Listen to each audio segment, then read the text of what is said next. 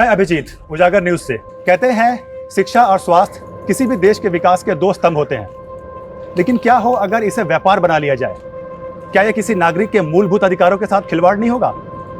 जी हाँ दोस्तों, कुछ ऐसा ही खिलवाड़ हुआ है सर्व कृपा हॉस्पिटल में अपनी बीवी का इलाज करा रहे भोलाराम जी के साथ। भोलाराम जी, बिल्कुल निडर होकर बताइए कि आपके साथ क्या हुआ है। साहब, ये सर्व कृपा हॉस्पिटल में लूट मची रखी है। हमारी पत्नी का इलाज यहाँ चल रहा था, लेकिन ये लोग उसको क्या वो कहते हैं वेंटिलेटर। हाँ, ये हमारी मिसिस को उस पर रखकर बोलते रहे कि वो जरूर बच जाएगी, और इतना लंबा बिल बना दिया कि हमारी जेब खाली हो गई। मतलब आपके साथ धोखाधड़ी हुई है? अरे बहुत बड़ी धोखाधड़ी हुई साहब। अभी भी ये लोग कहते हैं कि हमारे पर लाखों रुपया बकाया है, अगर हम वो नहीं चुकाएंगे तो ये हमारी पत्नी की डेड बॉडी नहीं देंगे हमें। देखा दोस्तों, किस तरह इस हॉस्पिटल में एक गरीब आदमी की बीवी का लाश का सौदा किया जा रहा है। बंद कर! अरे बंद कर! अरे चल बाहर निकल! निकल बाहर! ऐसे गुंडई करके जनता की आवाज को दबाओगे? निकल बाहर! अभिजीत देख तुम्हारा कैसे पोल खोलता हूं मैं। अभिजीत पूरे हॉस्पिटल के बर्बाद कर दूंगा मैं। चल चल चल निकल! सेफ नहीं है ये एरिया, चलना यहाँ से। यार तुझे मना किया था इतने रिस्क मत लिया कर तू। हॉस्पिटल के सामने ये स्टोरी करने से मना किया था तुझे। फुटेज मिला ना? अरे फुटेज मिल गया मेरे भाई, लेकिन तेरी जान चली जाती तो। समझता ही नहीं है छोटी सी बात। अरे भैया कुछ भैया आप आज सगाई है तुम्हारी, वहाँ लड़की वाले घर पे इंतजार कर रहे हैं और तुम अभी तक यहीं हो। अरे विनोद भैया, वो जरूरी ब्रेक थ्रू था, इंतजार नहीं कर सकते थे हम। तेरी होने वाली बीवी भी इंतजार कर रही है तेरा। अरे यार राजीव, तू तो कब तक लड़कियों से भागता रहेगा? आज तो सगाई पक्की है। ले चल। मर्दों से तो कोई प्रॉब्लम है ही नहीं इसको, बस लड़कियों से ही प्रॉब्लम है। चल। अब तो दोनों बहनें एक ही घर में, इससे अच्छी क्या बात हो सकती है आपके लिए? जी पापा, हम तो बहुत लकी है, हमारी प्यारी बहन वर्षा ही हमारी देवरानी बन रही है। क्यों विनोद जी? हाँ राखी जी, बड़ा भाग। हाँ भैया, बड़ा भाग वाला है तू। हाँ बैठ बैठ अभिजीत। अब भाई सच सच बता, पसंद आई हमारी साली साहिबा?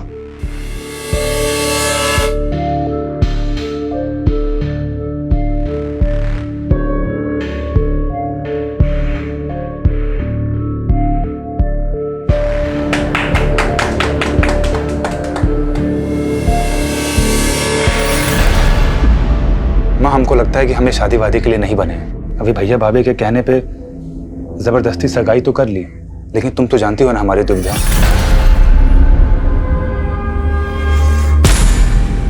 माँ, हम इस दुनिया को एक सच बताना चाहते हैं, और वो सच है। तुम क्या कर रहे हो यहाँ पर? नहीं, वो आपके मम्मी के खाने का टाइम हो गया है ना, इसीलिए आए थे। माँ, हम आते हैं।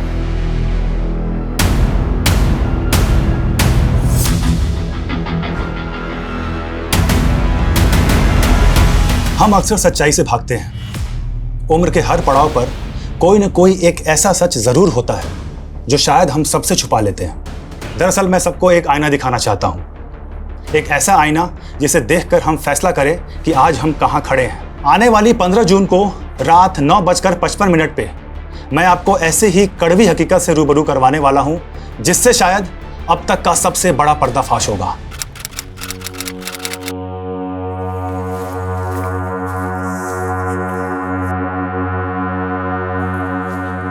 अरे अभिजीत पता नहीं कहाँ रह गया। अरे विनोद भैया, क्या हो गया ये? अरे कुछ नहीं, थोड़ा चक्कर खा के गिर गए थे। अरे बाप रे। अच्छा ये बताइए, अभिजीत को देखा आपने? हमें नहीं मालूम। भाभी भैया, आज 15 तारीख है, 15 जून रात को 9:55 पे वो आज मेरे साथ लाइव आने वाला था, वहां पे किसी चीज का खुलासा करने वाला था। फोन भी नहीं लग रहा है यार उसका, पता नहीं कहाँ रह गया है। 2 दिन से गायब है और आप लोग आज आ रहे हैं। आपने आखिरी बार कब देखा था उसे? सर 15 जून की दोपहर तो उसने हमारे साथ लंच किया था, उसके बाद पता नहीं कहाँ गायब हो गए। तो क्या उसके गायब होने का राज इस वीडियो से जुड़ा हो सकता है जिसमें वो किसी का खुलासा करने वाला था? आने वाली 15 जून को रात 9:55 पे मैं आपको ऐसे ही कड़वी हकीकत से रूबरू करवाने वाला हूं, जिससे शायद अब तक का सबसे बड़ा पर्दाफाश होगा। हमें तो कुछ समझ नहीं आ रहा सर, आप ही कुछ मालूम कीजिए। ये चोट कैसे लगी आपको? सर वो अचानक से लो बीपी हो गया था, चलते चलते तो सड़क पे गिर गया, उसी से लग गई।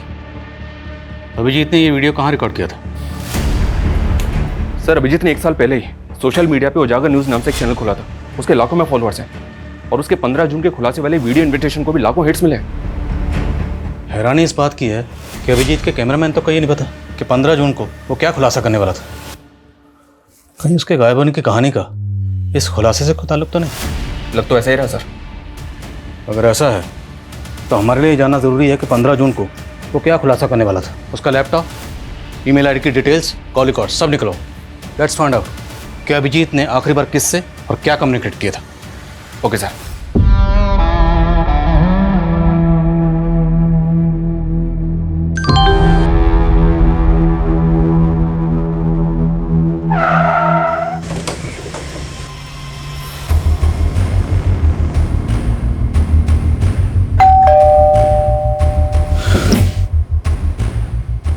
जी, हमें वर्षा जी से बात करनी है।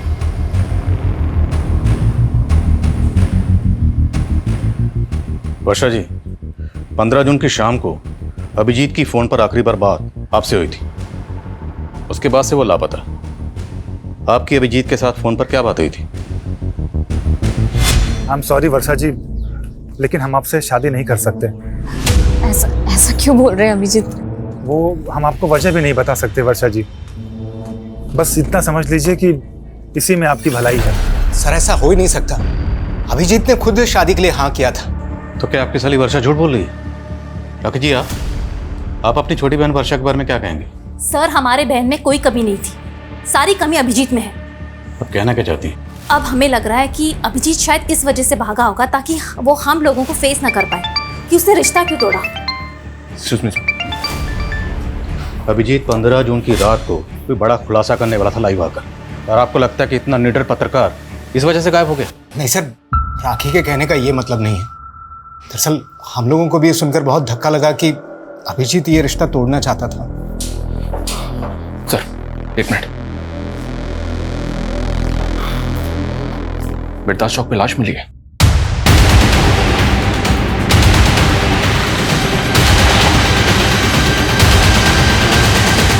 आइए सर। सर लाश बुरी तरह से जली हुई है, चेहरा भी पहचान पाना मुश्किल है। तो तुम्हें ऐसा लग रहा है कि अभिजीत की बॉडी है? सर अभिजीत का फोन बिरदास चौक पे ही बंद हुआ था, उसकी फैमिली से शिनाख्त करवा के देखे क्या? सर ये क्या दिखा रहे हैं सर?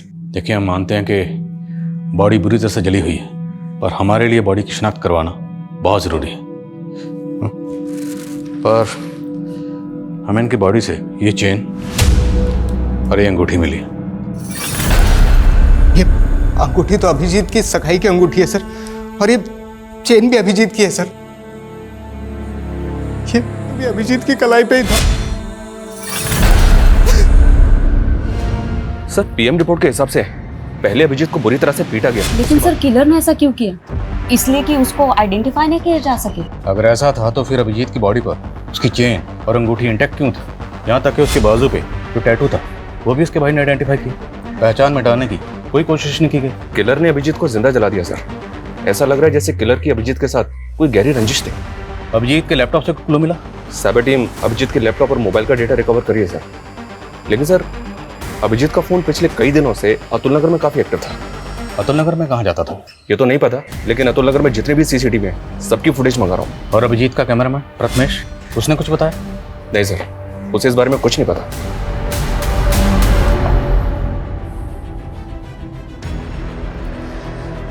अभिजीत एक सच्चे और ईमानदार जर्नलिस्ट थे जिन्होंने अपनी जान की परवाह किए बिना हमेशा सच का साथ दिया।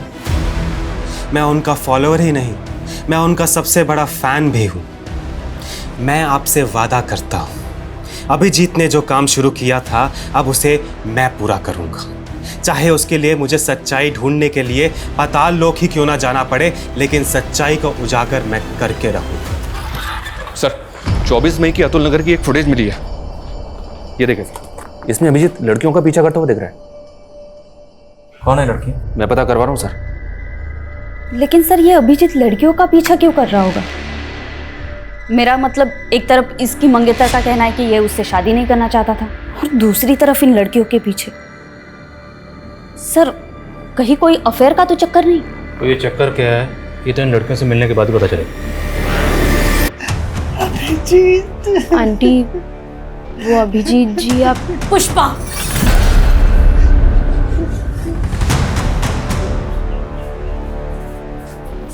जी माँ जी को क्या बताना है और क्या नहीं बताना ये तुम्हारा काम नहीं है।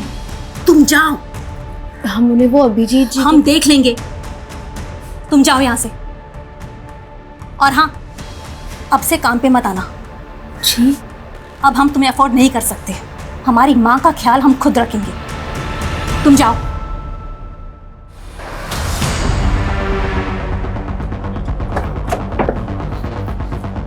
अभिजीत जिन दो लड़कियों का पीछा करते हुए देखा था वो दोनों लड़कियां इसी घर में किराए पे रहती थी सर, और ये इस घर के मकान मालिक हैं। इन्होंने ही मकान किराए पे दिया।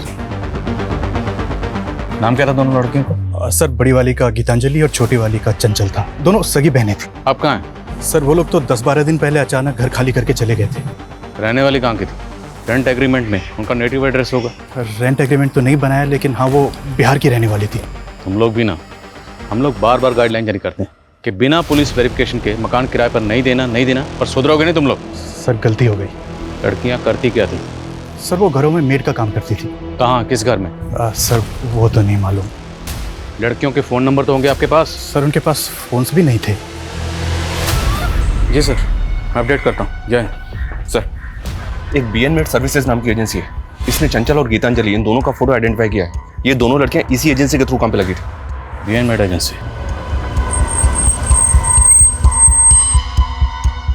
सर ये लड़की गीतांजलि है और ये चंचल।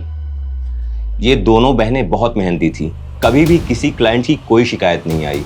लेकिन ये बताइए कि दोनों लड़कियां अब हैं कहाँ? पता नहीं सर, अचानक से इन दोनों ने काम पे आना बंद कर दिया। क्यों? मालूम नहीं सर। इन दोनों को एक मीणा नाम के एजेंट ने इंट्रोड्यूस करवाया था। इन दोनों लड़कियों के एड्रेस प्रूफ और डॉक्यूमेंट्स हमें दीजिए, और इनका जो एजेंट था मीना, उसकी डिटेल्स भी दीजिए।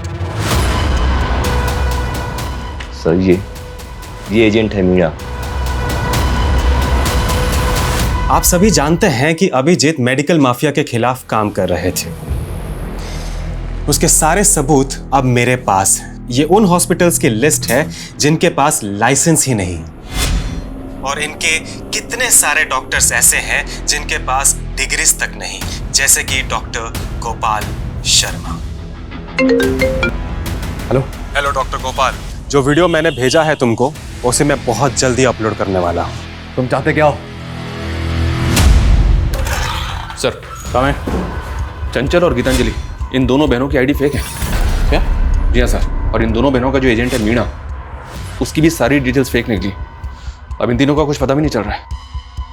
अभिजीत इन दोनों लड़कियों का पीछा करते हुए देखा गया था। ये दोनों लड़कियां गायब हो गई। क्या इन दोनों लड़कियों और इस एजेंट मीणा की अभिजीत के कत्ल में इन्वॉल्वमेंट तो नहीं? लग तो मुझे भी ऐसा ही रहा सर। कोई ना कोई इन्वॉल्वमेंट तो होनी चाहिए। इन तीनों के लिए लुकआउट नोटिस जारी कर दिया है। सर, अभिजीत की मंगेतर वर्षा के बारे में एक बात पता चली है। सर उसकी पहले भी शादी हो चुकी है। What? जी सर, वर्षा का पहला पति कुणाल मर चुका है। सर उसकी मौत संदिग्ध हालात में हुई थी। मतलब? पहले शोमिता चौक पुलिस इस केस को मर्डर केस मान के इन्वेस्टिगेट कर रही थी, लेकिन उस SUV गाड़ी का कहीं भी पता नहीं चला। इसीलिए उन्होंने इस केस को एक्सीडेंटल केस मान के क्लोज कर दिया। ये अभिजीत मर्डर केस भी कम चौंकाने वाला नहीं। अभिजीत को पहले बुरी तरह से टॉर्चर किया गया, और इन दोनों केसेस की कॉमन कड़ी है वर्षा। वर्षा जी, पहले आपकी शादी होती है, वो बड़े ही फिल्मी अंदाज से मारा जाता है। उसके बाद आपकी सगाई होती है अभिजीत से, वो भी मारा गया है। अब ये महज इत्तेफाक है, इसके पीछे की कहानी कुछ और है। आप बेकार में हमारे बेटी को परेशान करके अपना वक्त बर्बाद कर रहे हैं। अब ये तो आने वाला वक्त ही बताएगा कि किसका वक्त बर्बाद होने वाला है। बस इतना याद रखिएगा, बिना हमारी इजाज़त के शहर छोड़ने की गलती मत करिएगा।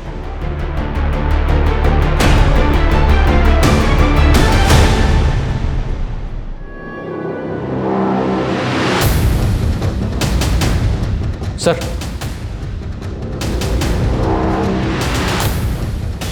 साइबर सेल को अभिजीत के लैपटॉप से एक एनक्रिप्टेड फाइल मिली थी, जिसको उन्होंने डिक्रिप्ट किया। अभी सेंड किया। क्या इस फाइल में? तू तो चंचल को पहचानने से भी इनकार कर रहा था। ये सब क्या है? सर, चंचल हमारे यहाँ काम करती थी।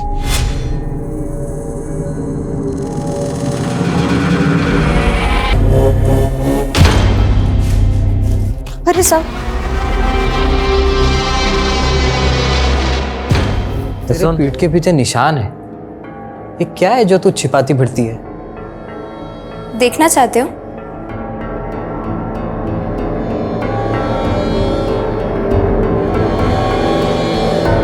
हम उसे पैसे दे दे के थक गए थे, लेकिन उसका लालच बढ़ता ही चला जा रहा था। मजबूर होकर हमने सब बात अभिजीत को बता दी। उसने हमें प्रॉमिस किया कि वो हमारी मदद करेगा। कहानी अच्छी है, लेकिन सिर्फ कहानी, यह हकीकत नहीं है। हकीकत मैं बताता हूँ कि अभिजीत को पता चल गया था कि तुम उस लड़की की मजबूरी का फ़ायदा उठाकर उसको ब्लैकमेल कर रहे हो, इसलिए अभिजीत उस लड़की की मदद कर रहा था और तुमने अभिजीत को रास्ते से हटवा दिया। नहीं सर, ऐसा कुछ भी नहीं हुआ सर।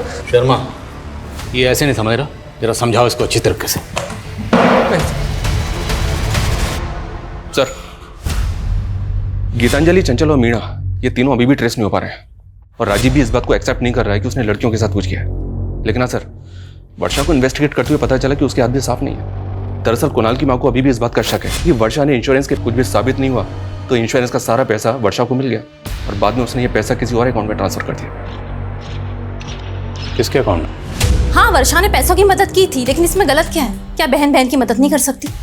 कैसी मदद?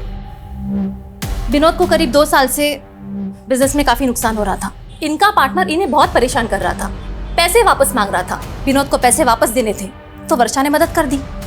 लेकिन परेशानी तो फिर भी कम नहीं हुई। कुछ दिन पहले अटैक हुआ था ना पे। उस दिन पुलिस स्टेशन में इस चोट के बारे में पूछा तो झूठ बोल दिया। सर, वो अचानक से लो बीपी हो गया था, चलते चलते तो सड़क पे गिर गया। लेकिन इन सब बातों का अभिजीत के मर्डर से क्या लेना देना? लेना देना ना हो तो ही अच्छा है, वरना लेने के देने पड़ जाएंगे। एक बात बताओ, तुमने उत्तम को पैसा तो दे दिया था ना? अब तुम भी हम पे शक कर रहे हो। अरे अगर तुमने पैसा चुका दिया था तो लोगों ने हम पे हमला ही क्यों किया? उसी के कारण जो तुमने पुलिस को बताया है। छोटा मोटा पैसा नहीं है ये, और अब तक कर्जा चुकता नहीं हुआ है। इतने के लिए लोग जान ले लेते हैं। शुक्र करो तुम अब तक जिंदा हो। सर, ये दोनों बहनें जितनी सीधी नजर आ रही हैं उतनी है नहीं। आज की दुनिया में कोई भाई या बहन अपनी प्रॉपर्टी या पैसा बिना लिखा पढ़ी के किसी को नहीं देता है, और वो भी अपनी बहन के पति के कर्ज को उतारने के लिए। विनोद के बिजनेस पार्टनर से कंफर्म करो, दोनों बहनों का कांटेक्ट अच्छे से चेक करो। तो तूने विनोद पे अटैक करवाया था? अटैक कैसा? आपको कोई गलतफहमी हुई है और उसने कुछ पैसे लौटा भी दिए थे हमें। लेकिन उधार तो काफी बाकी है ना बीबी। वो भी निकलवा लेंगे। अटैक करवाएगा दोबारा? विनोद ने कंप्लेंट नहीं लिखवाई ना, फिर क्यों बाल की खाल उतार रहे हैं? और वो फुद्दू हमारे खिलाफ बोलने की हिम्मत भी नहीं करेगा। हाँ, हमसे बहुत बड़ा गलती हो गया। अगर हम अभिजीत को पहले ही सब कुछ बता दिए होते तो शायद वो हमें इस मुसीबत से निकाल चुका होता। ले लो, 70 लाख है इसमें। 70 लाख? ये 70 लाख तो सिर्फ आपके हुए ना डॉक्टर साहब, और आपके बाकी के नेक्सस के 70 लाख वो कौन देगा? हेलो नेताजी, एक लोकल जर्नलिस्ट मुझे धमकी दे रहा है। अगर आपकी मेहरबानी हो जाती तो। डॉक्टर साहब, हम स्वच्छ छवि वाले नेता हैं, ना तो खुद खाते हैं ना कभी किसी को खाने देते हैं। अब आपने कांड किया है, आप भुगतेंगे। लेकिन नेताजी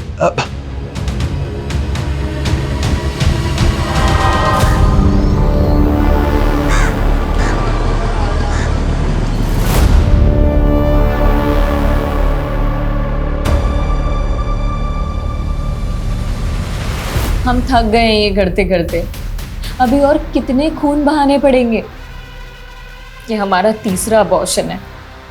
न जाने तुमसे शादी करने के लिए हमें अभी कितना और इंतजार करना होगा। हम जल्दी सब कुछ ठीक कर देंगे। सब एक दूसरे से प्यार करते हैं। और सर, हमें पता था कि वर्षा के पिताजी हमें कभी स्वीकार नहीं करेंगे। खत्म कर दिया? नहीं सर, हमने ऐसा कुछ नहीं किया है। 15 जून को अभिजीत की आखिरी बार फोन पे बात तुमसे हुई थी? जी सर, हमारी बात जरूर हुई थी, पर बात कुछ और हुई थी। इस पर एक और नई कहानी। एक्चुअली सब हम आपसे झूठ बोल रहे थे। हम किसी और से प्यार करते हैं। अरे लेकिन वर्षा, ये सब तुम हमको सगाई से पहले बता सकती थी ना। हाँ अभिजीत, लेकिन हम क्या करते, हम मजबूर थे। अभिजीत, क्या आप एक फेवर कर सकते हैं? आप खुद ही पापा को कह दीजिए ना कि आप शादी नहीं करना चाहते। लेकिन अभिजीत माना नहीं। तुम दोनों को लगा कि तुम दोनों की पोल खोल देगा, इसलिए तुम दोनों ने उसकी जान ले ली। वैसे तुम्हारे लिए किसी मासूम की जान लेना कोई बड़ी बात नहीं है। 3 अबॉर्शन तो पहले ही करा चुके हो, और तुम अपनी बहन राखी को किस बात के पैसे दे रही थी? सर उसको हमारे अफेयर के बारे में पता चल गया था। बोली कि अगर हमने उसे पैसे नहीं दिए तो वो हम दोनों को फंसा देगी। सरासर झूठ बोल रही है वो सर। अगर उसकी करतूतों के बारे में पता होता तो उसकी जान ले लेते। हमने सिर्फ विनोद का कर्जा उतारने के लिए उससे पैसे लिए थे और कुछ भी नहीं था। तो आप कहना चाहती हैं कि आपकी बहन और उसके आशिक ने मिलकर अभिजीत को मार दिया? उनकी बात वो जाने सर, हमने कुछ नहीं किया। क्या जोड़ी है दोनों बहनों की? छोटी वाली बड़ी पे इल्जाम लगा रही है और बड़े वाली छोटी पे। कोई बात नहीं, वक्त आने पर सब पता चल जाएगा किसकी कहानी सच्ची है किसकी झूठी।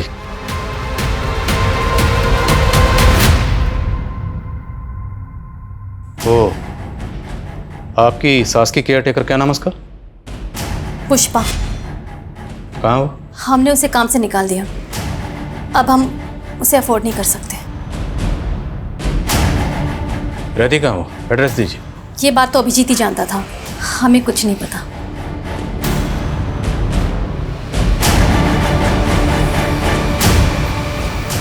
सर कहीं राखी पुष्पा को लेकर भी तो हमसे कुछ नहीं छुपा रही है। हो सकता है कि इसीलिए पुष्पा को जानबूझ के गायब कर दिया क्योंकि वो कोई राज जानती थी। या फिर पुष्पा को खेल करके इस राखी पे कड़ी नजर रखो और पता करो कि पुष्पा कहाँ गायब है और उसके लिए लुकआउट नोटिस जारी करो।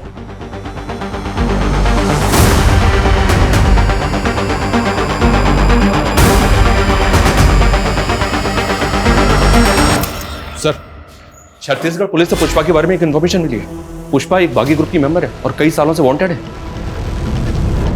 पुष्पा एक बागी थी तो वो अभिजीत के घर पे क्या कर रही थी? दरअसल अभिजीत के लेट फादर धीरेन्द्र आनंद ने कई सालों तक एक बागी ग्रुप में काम किया है और ये पुष्पा उनकी शागिर्द थी। इंटेलिजेंस का ऐसा मानना है कि गायब होने के बाद पुष्पा यूपी में कहीं छुपी थी। मतलब वो यूपी में अभिजीत के घर पर छुपी हुई थी और वो भी उसकी माँ की केयर टेकर बन के। अभिजीत उसको लेकर आया, उसकी मदद कर रहा था। और सवाल ये है कि अभिजीत एक बागी की मदद क्यों कर रहा था? क्या अभिजीत खुद एक बागी था? चेक करो सब जगह चेक करो।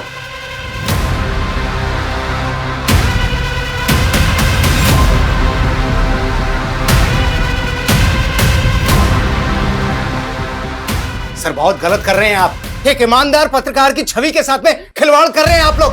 फिलहाल तो हम जा रहे हैं, लेकिन अगर हमें बाद में पता चला कि अभिजीत के साथ मिलकर आपने बागियों का साथ दिया था तो हम आपको नहीं छोड़ेंगे। चलो।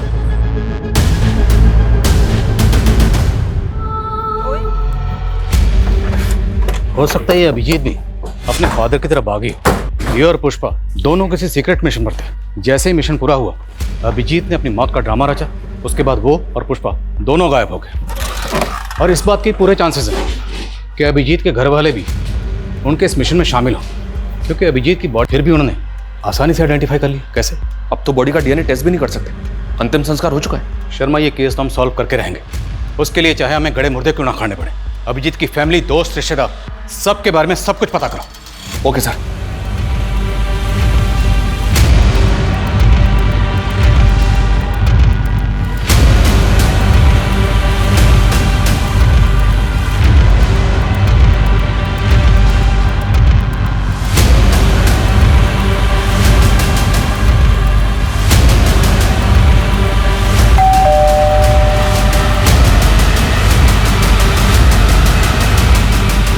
सर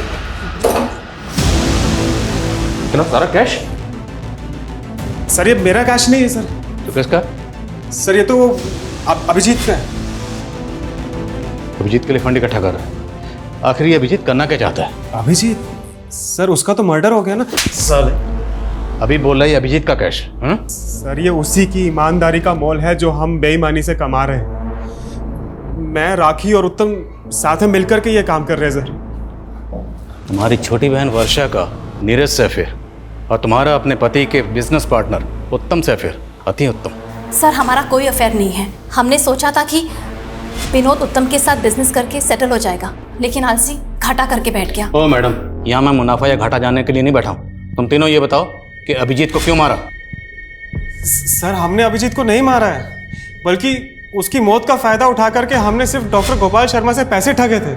सर प्रथमेश ने हमें बताया था अभिजीत के मेडिकल स्कैम खुलासे के बारे में, तो हमने उत्तम की ताकत का इस्तेमाल किया ताकि कोई डॉक्टर हमें परेशान करे तो उत्तम संभाल लेगा। तो 15 जून की रात को अभिजीत यही खुलासा करने वाला था? नहीं सर, वो तो सच में उसने हमसे सीक्रेट रखा था। वो कुछ और बात थी और उसी की वजह से उसकी जान गई है सर।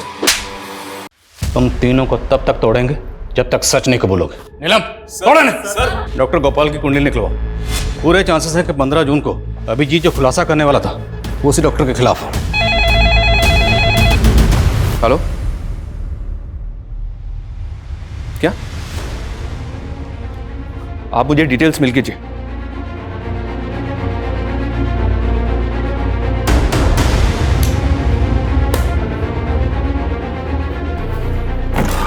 सर, हमारी मेन सस्पेक्ट गीतांजलि की तो मौत हो चुकी है। गीतांजलि मर चुकी है? जी हाँ सर, ये देखिए, कोई बॉडी क्लेम करने के लिए नहीं आया तो उसका अंतिम संस्कार कर दिया। चौंकाने वाली बात यह सर कि गीतांजलि की कलाई पे बिल्कुल वैसा ही टैटू था जैसा अभिजीत की कलाई पे था।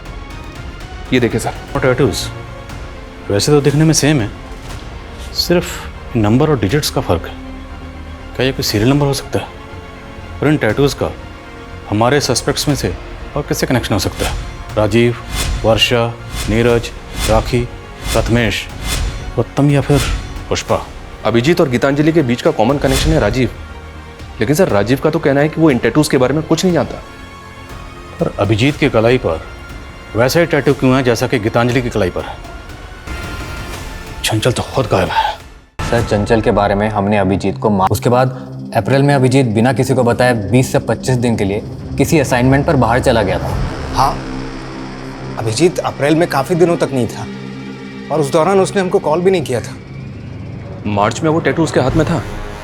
नहीं, तब तो नहीं था, लेकिन जब वो वापस आया तो हमने वो टैटू उसकी कलाई में देखा। तो आपने उससे पूछा कि वो टैटू उसने कहाँ बनवाया था और क्यों बनवाया था? नहीं सर, ऐसा तो उसने कुछ नहीं बताया। सर, पहले तो हमें भी अजीब लगा था क्योंकि वैसा ही टैटू चंचल की कलाई पर भी था। कहीं ऐसा तो नहीं कि गीतांजलि और चंचल का उन टैटू से कोई ऐसा राज जुड़ा था जो अभिजीत जानना चाहता था, इसलिए उनका पीछा कर रहा था? लेकिन सर वो ये सब जानने के लिए अपनी कलाई पे वैसा ही टैटू क्यों बनवाएगा? और ये अभिजीत अप्रैल में 20-25 दिन के लिए कहाँ गायब था? और ये सवाल अब भी वहीं का वहीं है कि वो 15 जून की रात को 9:55 पर ऐसा क्या खुलासा करने वाला था? मैं एक विशाल लोकतंत्र हूँ, बहुत तेजी से बढ़ती अर्थव्यवस्था हूँ, पर देखो मेरी गरिमा पे ये कैसा दाग लगा है। ये कैसा दाग लगा है? ये दाग हम सबको मिलकर धोना है। और ये फोल्डर बनाया गया 14 जून को। वो ना हो, ये जो 15 जून को खुलासा करने वाला था, ये लाइंस उसकी उसी स्पीच का हिस्सा है। लेकिन सर इसका तो कोई क्लू ही नहीं मिल रहा है कि ये खुलासा क्या था, किसका था और किसके लिए था। हमारे पास एक ऐसी चाबी है जिससे सारे ताले खुल सकते हैं, और वो एजेंट मीना, क्योंकि गीतांजलि और चंचल को डोमेस्टिक एजेंसी के लिए वही लेकर आया था। शर्मा, ढूंढो उसे। खबरों को काम पे लगाओ, जेलों में जितने भी कैदी हैं उनके बारे में पता करो, तुम्हें जो करना है करो, लेकिन किसी भी सूरत में मुझे एजेंट मीना चाहिए। Okay sir.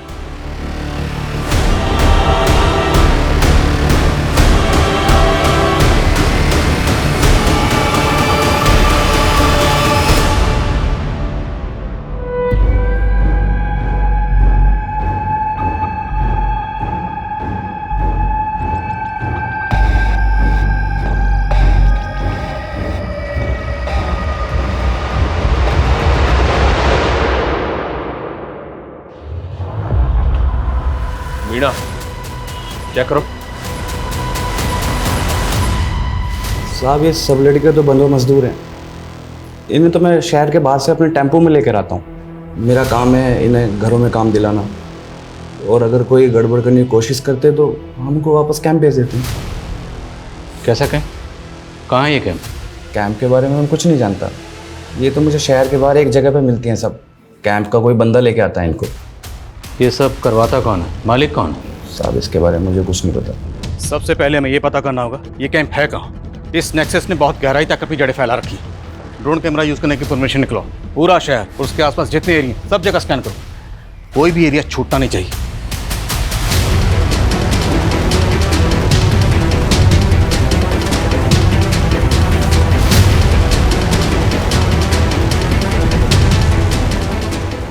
ड्रोन कैमरास के फुटेज में ये 3 जगह सस्पिशियस लग रही हैं।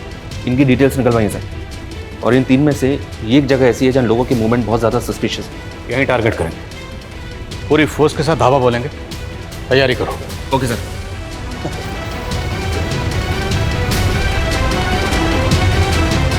पुलिस! अरे पुलिस! अरे भागो!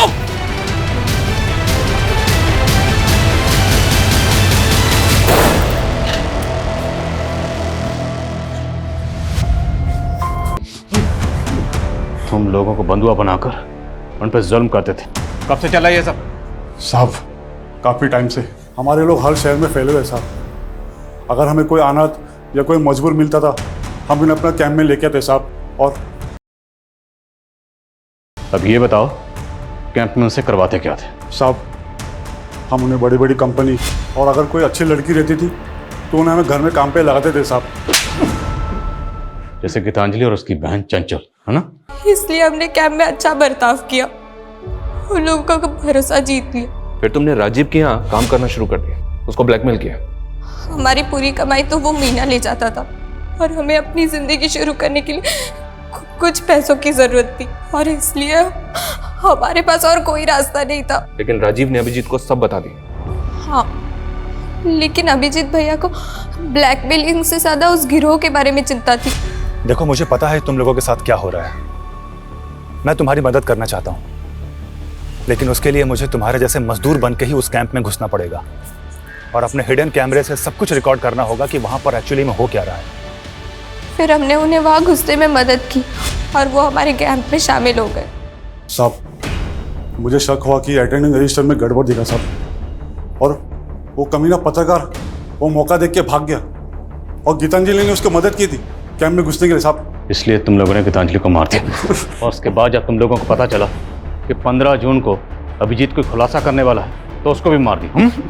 साहब हमारे लोग ने अभिजीत पे नजर होगा साहब। बोल, अपने बाप का नाम बोल।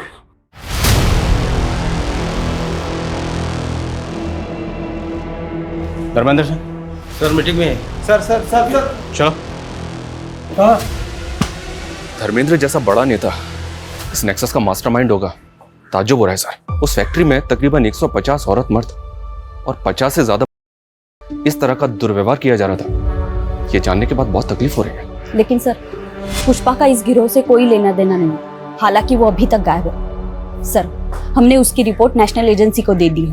ये बहुत ही अफसोसनाक है कि एक तरफ जहां हमारे मुल्क में 5G टेक्नोलॉजी लॉन्च हो रही है, हमारे मुल्क की इकोनॉमी तेजी से आगे बढ़ रही है, वहीं आज भी 2022 में भी एक तरफ काला अंधेरा छाया हुआ है जहां कुछ लोगों के साथ अमानवीय बर्ताव किया जा रहा है।